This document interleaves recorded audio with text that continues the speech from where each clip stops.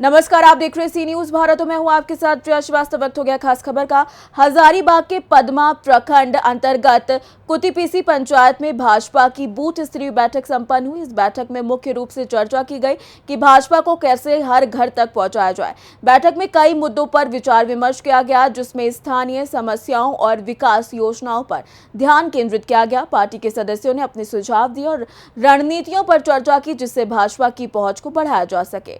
नमस्कार, मैं अभी पदमा प्रखंड के कुटीपीसी पंचायत में मौजूद हूँ और यहाँ पे बूथ स्तरीय बैठक किया गया था। यहाँ के लोगों के द्वारा मनोज कुमार यादव को यहाँ बड़ी विधानसभा से टिकट दी गई है और यहाँ के लोगों के द्वारा हमने जाना कि यहाँ जो चुनाव होना है वो पूर्ण बहुमत केवल और केवल यहाँ मनोज कुमार यादव को ही वोट करेंगे लोग।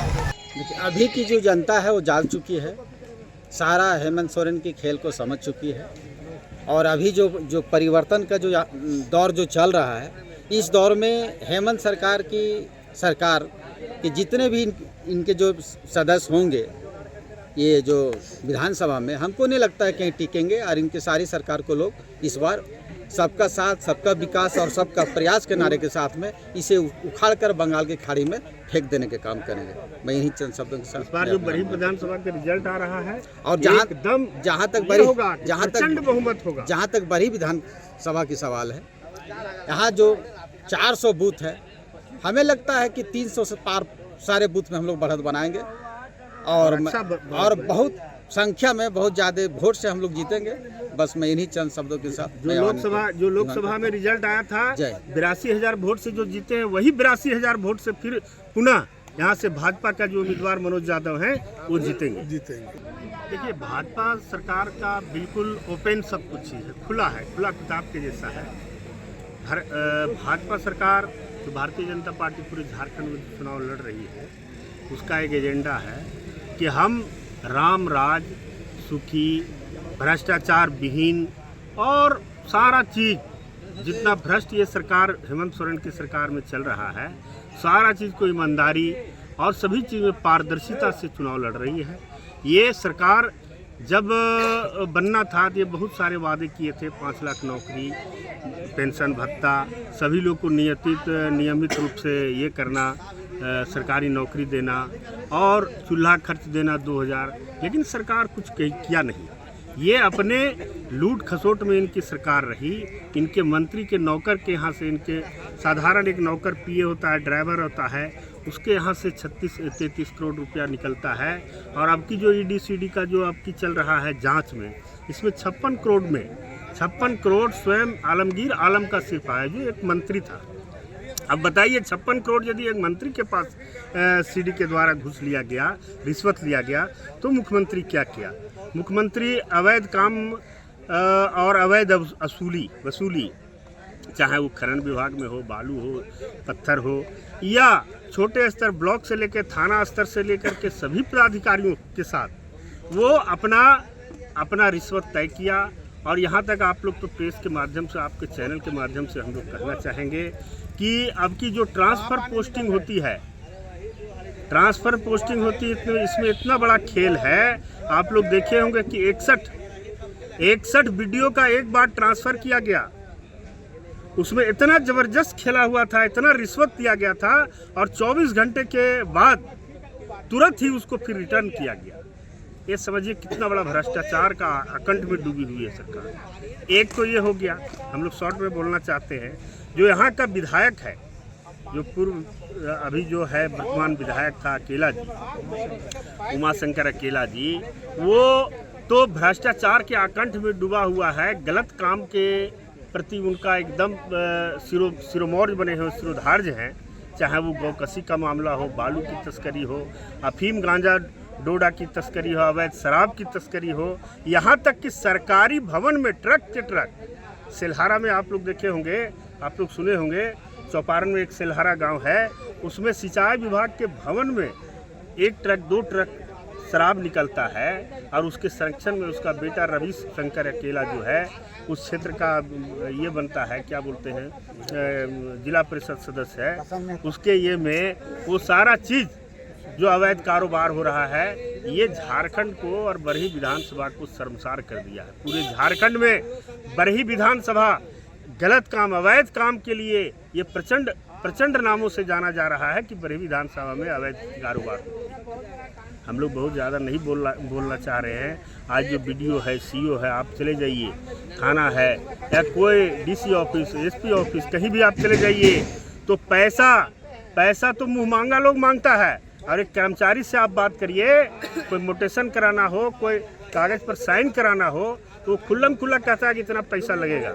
जब उसको विरोध करता है कि हम डीसी पास जाएंगे, आपके उच्च पदाधिकारी के पास जाएंगे, तो खुल्लम खुल्ला टेबल ठोक के बोलता है कि आपको जहां जाना है जाओ, लेकिन पैसा लगेगा तभी काम होगा। तो ऐसी सरकार को हम लोग को जड़ से उखाड़ना है।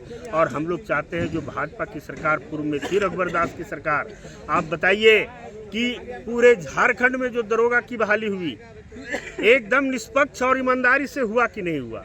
आज जितना जो बहालियां निकल रही है, चाहे सीजीएल हो या जेपीएससी हो, बीपीएससी हो, तस्करी का जो काम हो रहा है, वो हेमंत सोरेन की सरकार ने सारे लोग को संरक्षण दे रहा है। आज जो बांग्लादेशी घुसपैठी पूरे झारखंड में हो गया है, आज पाकुड़ हो, जामताड़ा हो, आपका दुमका हो, आपका साहेबगंज हो, इन तमाम जिलों में जाके देखिए कि लाखों लाख के तादाद में बांग्लादेशी घुसपैठी ला करके शरणार्थी बने हुए हैं। और उनका आधार कार्ड यानी यहाँ झारखंड की नागरिकता, भारत की नागरिकता प्राप्त कराने में यह हम रोल हेमंत सोरेन सरकार की है। यहाँ तक आप लोग भी सुने होंगे या आप ही लोग के माध्यम से मीडिया चैनल में सभी लाया है कि उन जिलों में कोलाहल क्षेत्र में 100 मुखिया आदिवासी हुआ करती हैं, लेकिन 100 का पति का जब नाम आता है, मुखिया प्रतिनिधि का बात आता है, तो उनके सारे पति मुसलमान हैं और वो भी बांग्लादेशी हैं। जो आप लोग के पेपर में आया होगा, आप ही को चैनल, आप ही लोग मीडिया के माध्यम से बाय नेम कौन पंचायत का मुखिया कौन है, उसका पति कौन है, ये सारा चीज़ आपको दिखने को मिला हुआ है। हम तो अपील करना चाहेंगे पूरे झारखंड की जनता से, पूरे बरही विधानसभा की जनता से कि यदि भूल चूक से फिर से हेमंत सोरेन की सरकार आई तो इसको बांग्लादेश और बंगाल होने से झारखंड को कोई नहीं रोकेगा।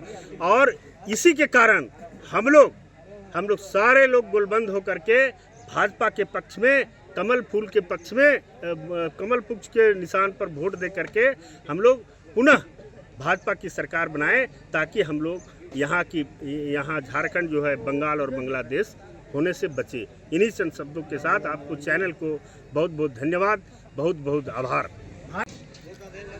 जो मैया समाज योजना है, मैया समाज योजना का कोई योजना नहीं बना है। आज जो मैया समाज योजना का जो पैसा है वो हमारे वृद्धा पेंशन हो, विधवा पेंशन हो और ये इसको विकलांग हो, ये लोग को पैसा रोक कर हेमंत सरकार ने ये पैसा मैया समाज में दिया है। इसका कोई अथी नहीं बना है और आने की ये गुमराह है। ये सब कुछ आने की एक महिला को समझा कि 1000 रुपया दे कर हम बहला लेंगे, फुसला लेंगे, तो यहाँ का बरही विधानसभा का पूरे झारखंड का महिला ऐसा नहीं है। अभी हमारे केंद्र से जो मोदी जी ने 68 सीट से लड़ रहे हैं, 10 सीट आसू के मिला है, 2 सीट जदयू के मिला है, 1 सीट लोजपा को मिला है। मतलब काशी विधानसभा में हमको लगता है कि हम लोग पूरे झारखंड में हमको लगता है कि हम लोग 68 सीट से भी एबव लाएंगे और हमारा सरकार बनेगा। और हमारा आने की बाबूलाल मरांडी यहाँ का मुख्यमंत्री, पूर्व मुख्यमंत्री थे, फिर अब मुख्यमंत्री हमारे बाबूलाल मरांडी बनेंगे। हजारीबाग से सी न्यूज संवाददाता परमानंद कुमार राणा की रिपोर्ट। फिलहाल इस खास खबर में इतना ही। देश दुनिया की बाकी और खबरों के साथ जुड़े रहने के लिए आप देखते रहिए सी न्यूज भारत।